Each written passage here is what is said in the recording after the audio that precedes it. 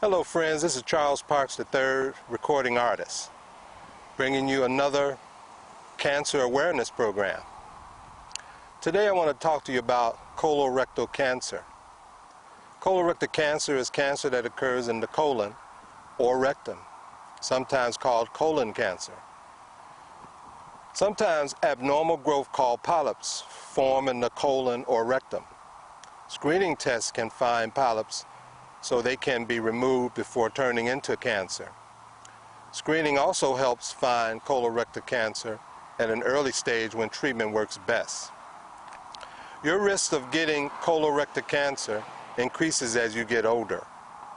About 90% of cases occur in people who are 50 years or older. Lifestyle factors that may contribute to an increased risk of colorectal cancer include the following: lack of regular physical activity, a diet low in fruit and vegetables, a low fiber and high fat diet or a diet high in processed meats, overweight and obesity, and of course, tobacco use. I know, because I recently had a my colon, checked out by the doctors, and they found some polyps inside of me. And, thank God they removed them. So I'm so glad I did the early screening to prevent cancer from forming within my colon. One thing I want you to do is check out the Cancer or the Center for Disease Control for more information. They'll give you more details on this colorectal cancer.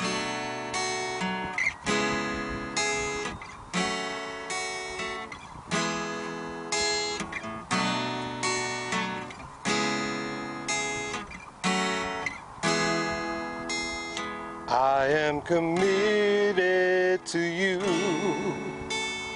I'll never leave you. Nothing in this world could make me walk away.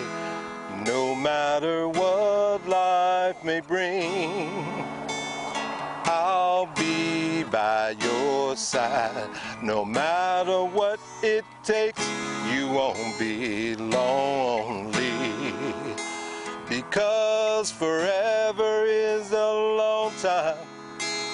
That's how long I'll love you. That's how long I'll love you. Forever. Forever is a long time. That's how long I'll love you. That's how long I'll love you. Forever. No matter what life may bring, I'll be by your side. No matter what it takes, you won't be lonely. And this is my promise to you. My love is everlasting. You can count on me to be there always. Ooh, forever is a long time. That's how long I'll love you. That's how long I'll love you. Forever. Forever is a long time. That's how long I'll love you. That's how long I'll love you. Forever. Forever is a long time. That's how long I'll love you. That's how long I'll love you. Forever.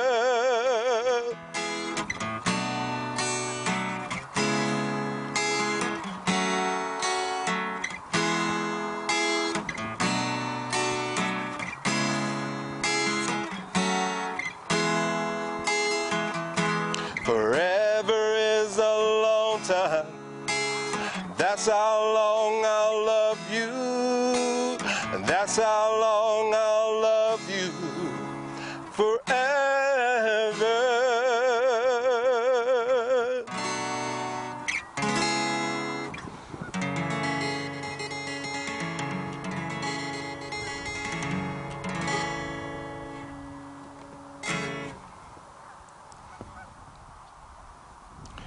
Let's join my co-host, Tony Gallatin, a life and wellness coach and the host of Tony Talks.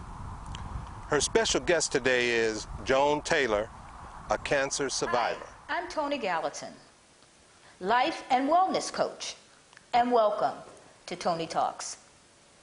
Today I would like to share with you all an individual that I completely and totally admire. She's inspirational. She's also a 24-year breast cancer survivor. She is truly a victor, not a victim of this thing. And I'd like to share with you today information that she has to help maybe assist someone out there in just becoming a victor and not being held back by a diagnosis that seems grim in the beginning. So, Joan? Hi, Tony. Thank you for having me on your show. Really appreciate it. I'm not sure of, what I could say to help propel somebody else into, being a survivor, but I just, appreciate the opportunity to just sort of tell my story. So as you said, 24 years ago, I kind of lost count. Mm-hmm. I had always been a woman with large breasts, okay? Yes. And because I had, a large breast, I always made sure that I examined myself because I knew how rampant the breast cancer was in many of the communities, and particularly with women of color and us going undetected. Exactly. So I made sure that, on a monthly basis, I would examine myself and just become familiar with, just kind of the lumps and bumps that are just going to be there because mm-hmm. of the size of the breast and, anything that appeared different. So, during one of my examinations, I thought I felt something, but, I wasn't sure. And so, a month went by and, I checked again and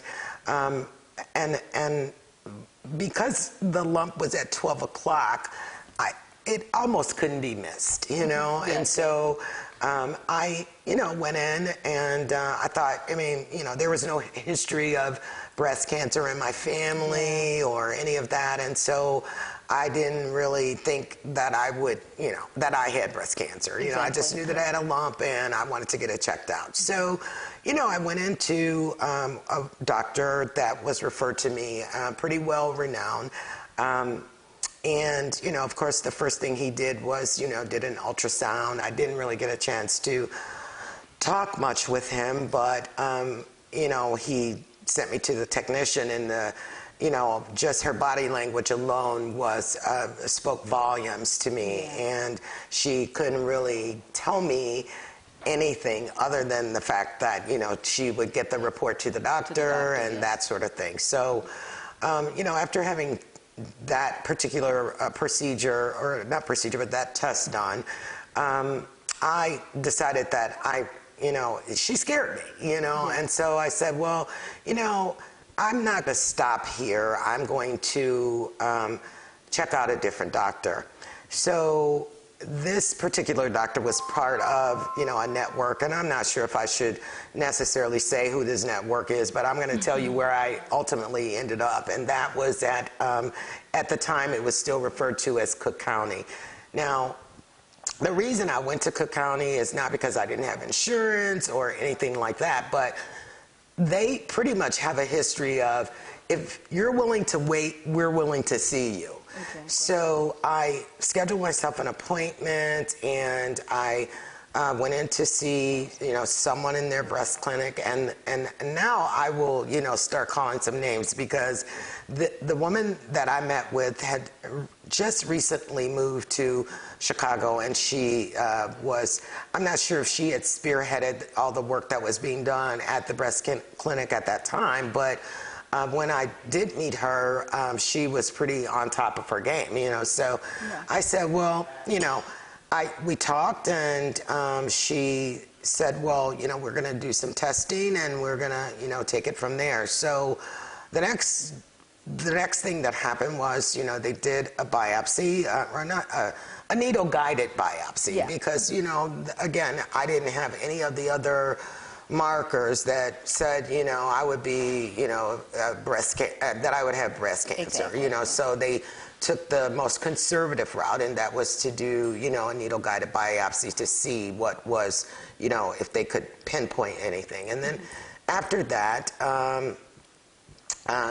actually, I forgot the next thing, but there was a guy that I'm not sure of what his role was, but he may have been the guy who did the needle guided biopsy.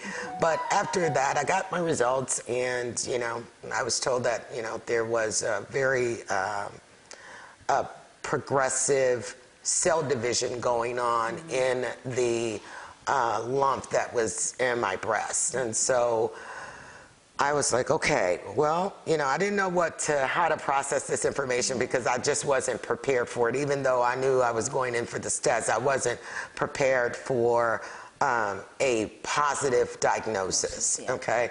So I left the clinic, and I may be missing some, you know, a few of the things that happened to me, but I left the clinic, and, you know, I drove myself home, and I know that I ran a red light because I got a ticket for running the red light that day, but, you know, my mind was somewhere else. I was dangerous, but, you know, my mind was somewhere else. And so I went home, and I don't think I shared it, you know, what had, you know, been happening with me, but I said to myself, first I went into, you know, some deep prayer and meditation, and I said, whatever this is, I am going to beat it. Yeah. And that was, you know, that is basically the premise of my story. I wasn't sure if I was going to beat it or not, but in my head, I was sure that I was going to beat it. So basically, you demonstrated a very positive attitude. Yes.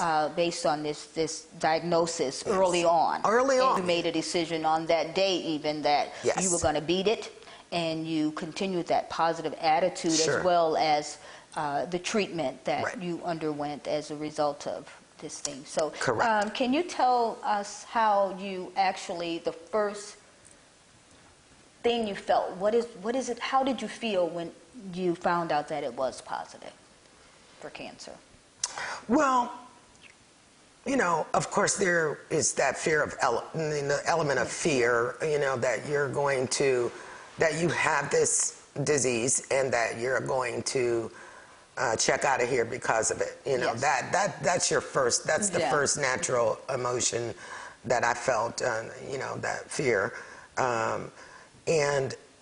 But it was short-lived, you know, it really was. I made the decision right then and there that I was going to, you know, fight a good fight no matter what. If I didn't win, you know, I didn't win. But I made the decision that I was going to do and, you know, research and, you know, find out all the information that I could to not have this be something that takes me out of here, you know. So that's what I did. I had an appointment, and again, you know, the sequence of events, they, you know, they're all lost, but you know, I know that I did return to the clinic, the oncologist, the oncologist, and I must say that, you know, the oncologist, and I still remember their names, Dr. Shiamoto, and all of these people were at Stroger, and you know, I had medical insurance. I could have gone anywhere, but the first place I went was to Rush, and that was where I didn't like what was, you know, how I was being treated, and I was like, well, I'm going somewhere else, you know. And on that note, just knowing that if a young lady or young man, because they get it as well, very rare, 1%, but to know that even if they're a person that lives in the inner city perhaps and may not have medical insurance, public hospitals, not Rush, but the county, places like that will take care of you and take care of you well. They're some of the best doctors in the country. So don't be afraid. Don't be afraid, you know. You know, just because, you know, you're at the, you know, Rush or, you know, Northwestern or any of those facilities, doesn't mean that just because they have that notoriety that you're going to get the, you know, the best care there. The level of care that I received at, it was Cook County at the time. I believe it is now referred to as John Stroger, Hospital. And, you know, just don't be afraid to go there. If you're willing to wait, they're willing to see you. And that was kind of, you know, I think for many people that is a deterrent, because they don't want to be there all day waiting for a test. So in other words, bring a magazine and pack a lunch. Yeah, pack a lunch, you know, and do whatever you have to do, because early detection. the early detection is, you know, is key. You know, we have to examine ourselves. You know, again, I can't say that I did, you know, the most thorough examination every month, even though, you know, I always had, you know, a large breast, but I did examine myself. So the beauty of my finding this lump was that, like I said, it was at 12 o'clock, you know, so it was easy to detect. And it was different from what you normally felt. Exactly. And, you know, and even though, you know, I may not have done a breast examination the month before, I did one that month, and then I may not have done another one, you know, until a month later, or 2 months later or whatever. I still did them.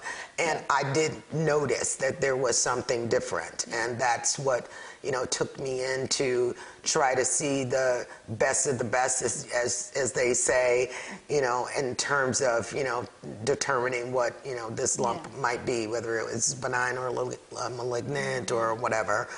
And, you know, and I don't want to, you know, throw stones at, you know, Rush or any of the people that I, you know, had any dealings with. However, I do want to give kudos to the Stroger team, and, you know, Dr. Elizabeth Marcus and Dr. Shiamoto, and I can't remember the name of the doctor. I just remember him telling me he had like 14 children or something like that, and I was like, oh boy, he's pretty busy, you know. Yeah.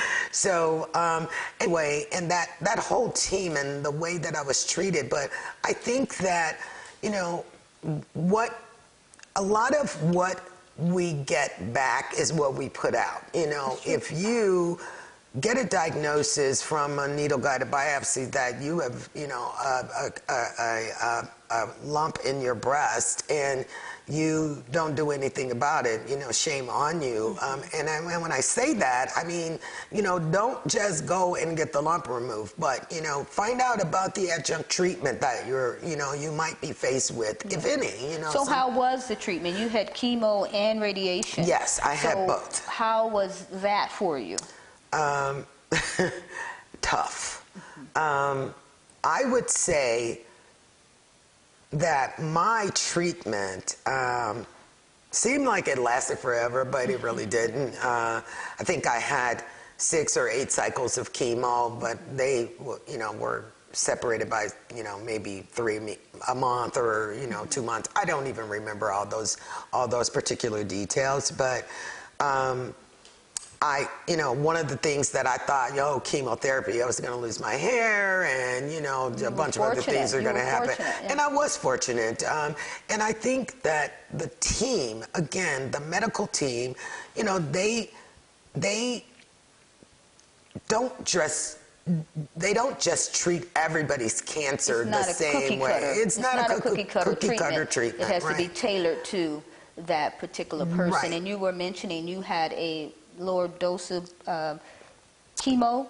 No, it wasn't that it was a low dose. It was a different. It was a cocktail that did not require, and maybe because of, you know, the and again, I can't remember exactly, but my cocktail was different than the cocktail that people get that lose their hair. Exactly. And I think this is called adriamycin or something along those lines. I can't remember all of the names, but so, you know, I think the team at Stroger was able to tailor the adjunct treatment to the cell division, whatever they found when it went to, aggressiveness of it, yes, and that sort of thing. But I did learn that, you know, my cell division was very aggressive, so it had to be treated as such. Right away. But it did not have to be treated with, you know, something that would make you lose your hair or, you know, anything along those lines. I do know that, you know, during my treatment or right after a treatment, that I would just get really mean, you know, but I didn't lose my hair, you know, and I didn't really care. Bad attitude. Yeah, I had a bad attitude, but, you know, who wouldn't, you know? So I think we had talked a little bit earlier about how you, how your job, you had just started a new job, you're a paralegal with a law Yes. firm that you were with for over 20 years. Yes. And you had just gotten a diagnosis prior to accepting this job. Right. So can you kind of tell how that went and how Yeah, your positive you know, attitude and that go-getter spirit of yours, stop sure. at nothing spirit, worked out? with Sure, that even? absolutely. Well, yeah, and you know, all of what you say is accurate. I had just finished a paralegal program at Roosevelt University, and I was, you know, ready to roll, you know, and so I had interviewed with a major law firm in the city of Chicago, and I received a job offer. And in between the job offer and actually starting the job, that was when I received my cancer diagnosis. And, you know, I didn't have a choice. I knew that I would have to take time off, and, you know, how would that look, you know, just starting a new job. Yeah. And so I went in, and, you know, my first day there, I, you know, met with Human Resources like, you know, we always do, filled out all the paperwork. But before I did any filling out of paperwork and what have you, I talked to the HR manager, and I told her that I had been diagnosed with breast cancer, and did she still want me? And I asked her if she still wanted me to work there. And she said, absolutely. We are not that kind of organization. And I said, okay. And, you know, I went on about my business. I would do my treatment. I had the surgery and had my, you know, the lumpectomy, and I was wearing a little drain bag under my arm, but I was still going to work, you know. Well, I mean, that's amazing. Yeah. That's amazing. It's really just a gift from God that you had that strength and, you know, and the ability to just push forward and move on in spite of your circumstances. And that's really what it's all about. How you, it's not what happens to you, but how you deal with it. How you deal with it. That's exactly right. Yeah. I mean, you know, I could have crawled over and, you know, just kind of succumbed to that, but that's not my personality. And so I, you know, and I just, you know, I wanted to tell my story, but more importantly, I think that we, especially with people of color, we have to take this seriously. You know, we have to examine ourselves. We have to go in for,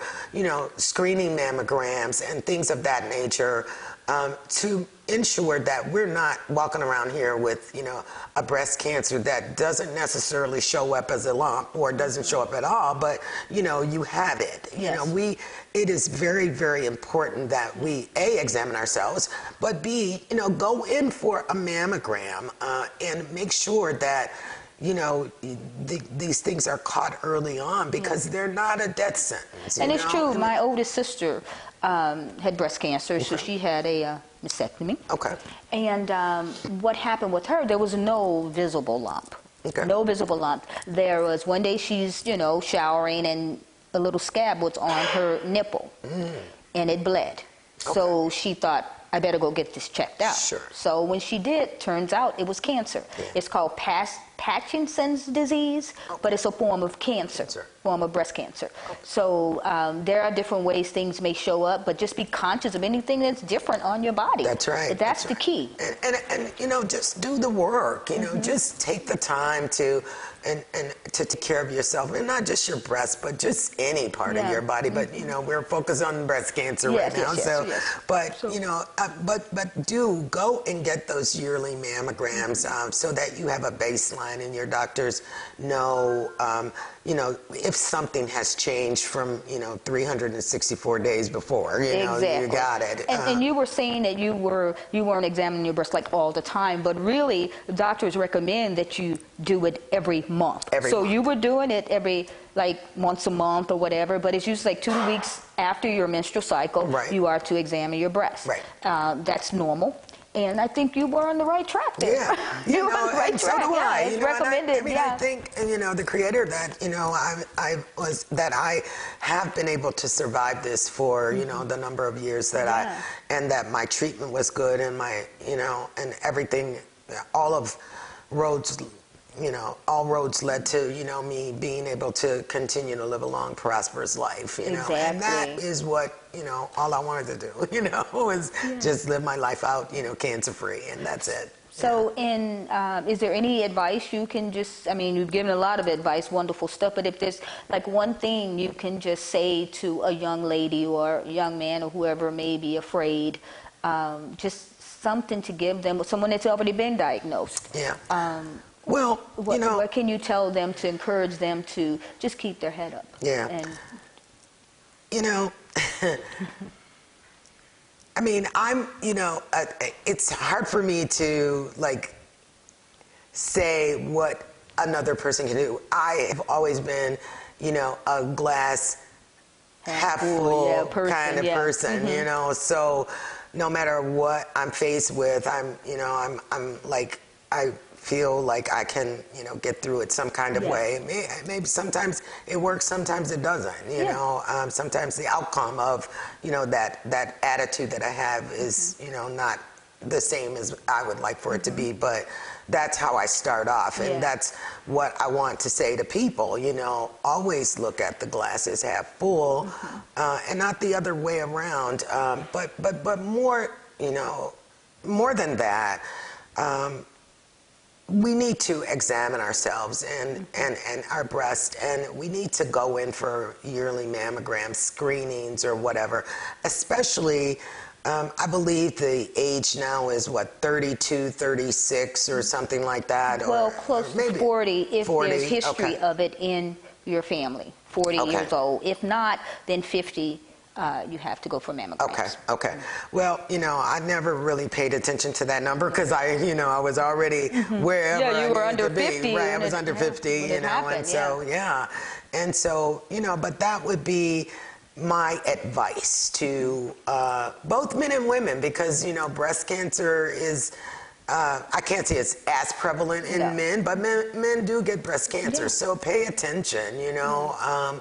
And you know, examine yourself, and if you find something unusual, and if you do it on a regular basis, you will be able to find any abnormality on your own, you know, like I did. It's like, yeah, it was 12 o'clock, but it could have been 3 o'clock on my breast, and I still would have been able to identify it, because now I'm used to going through, you know, this examination and how my breasts should feel, you know, and so that would be my advice to people, is examine yourself. And I believe that, and I don't know the years, but but I believe that the Cancer Society is recommending that a woman of a certain age should get a screening mammogram. And I don't remember 50. whether 50. 50. Okay, is if it 50? Has not, okay. If you don't have a history of it in your family. Okay. If you have a history of it in your family, you have to have it done by 40. 40, okay. But 50 if you don't have there's no history of it.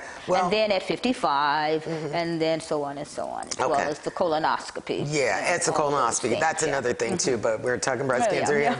But so I would say, don't overlook that, you know, 39, 40-year marker. Something is looking different, even if it doesn't look different, you know, go in for a screening mammogram, and you know, let that be your baseline, because that's what the medical professionals look at, you know, from one year to the next, you know.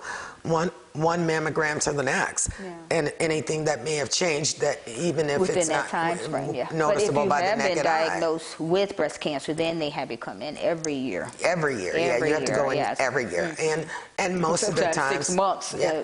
based on how aggressive it is. Yes, yes. And speaking of aggression, my cell division was very aggressive, and so not only was I treated with radiation, but I was also treated with chemotherapy. So I went through both of them. So and obviously the treatment was harder than just the surgery. The surgery, you get the lump out and you're done in the borders and you're done with that. But the adjunct treatment is challenging, and I'm not gonna lie and sugarcoat it and let people think that you go through this treatment. I'm sure there's been some developments that where they make it a little bit better and more tolerable, but those were some very challenging times for me, but in my headspace, I was like, I know I have to do this. So, in order to, continue to live my life. So that's what I did. And so it was kind of a mind thing over the matter, and, I want to be around for, to enjoy my family and, my friends and to enjoy life. And so get the mammograms, do the screening one, and then, and make sure you follow up with the doctors. And if you're feeling, any kind of way insecure about the results that you received or the level of prudence that the technician used or had, or the doctor, then go get another Speak one. up for yourself. And speak up. Yes, speak up for yourself. Because had I walked away and not done anything, I might not be here today to even have this conversation with Toni and and her audience. But you just have to be diligent about examining yourself and getting, and that screening mammogram is very, very important. So just do it. Well, thank you so much, Joan. You're so welcome. And just in recapping, just like Joan said, early detection is key. Don't be afraid to examine yourself. 2 to 3 weeks after your menstrual cycle, men, check for any lumps, things like that. Don't be afraid to go to the doctor. I always say if you can't, you have to face it in order to fix it. So if you see anything different with your breast, go right away and face it, and then you can fix it. The later you wait to do it, the harder it may be. If you don't have insurance, it's okay. You can go to the county. There's some of the best care in the country.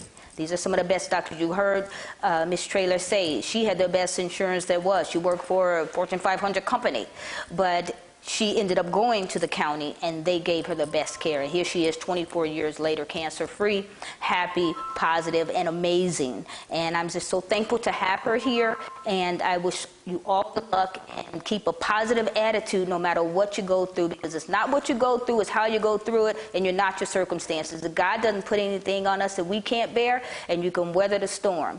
And as long as you have to weather the storm, keep your head up and be happy and be positive. And God bless you all, and thank you so much, Joan, for coming today. I really appreciate it. Thank you. I'm Toni Gallatin, and thank you for watching. Thank you, Toni. That's great information that you provided to us. Hello, ladies and gentlemen. I just want to continue on with early detection is the key to survival to a patient who thinks they have cancer. People should get examined annually by your physician. The success is very high when cancer is detected in its early stages.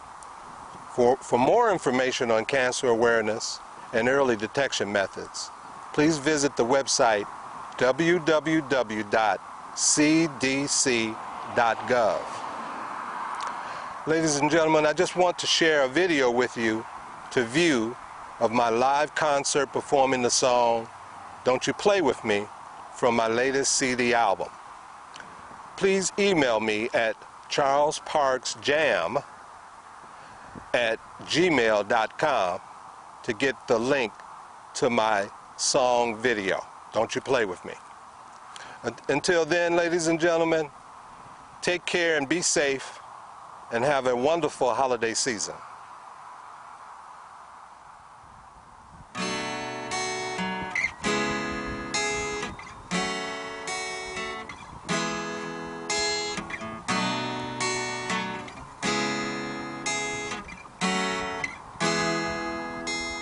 I am committed to you. I'll never leave you. Nothing in this world could make me walk away. No matter what life may bring, I'll be by your side. No matter what it takes, you won't be lonely.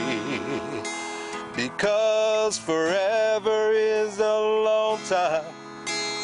That's how long I'll love you. That's how long I'll love you. Forever. Forever is a long time. That's how long I'll love you. That's how long I'll love you. Forever. No matter what life may bring, I'll be by your side. No matter what it takes, you won't be lonely. And this is my promise to you. My love is everlasting. You can count on me to be there always. Ooh, forever is a long time. That's how long I'll love you. That's how long I'll love you. Forever.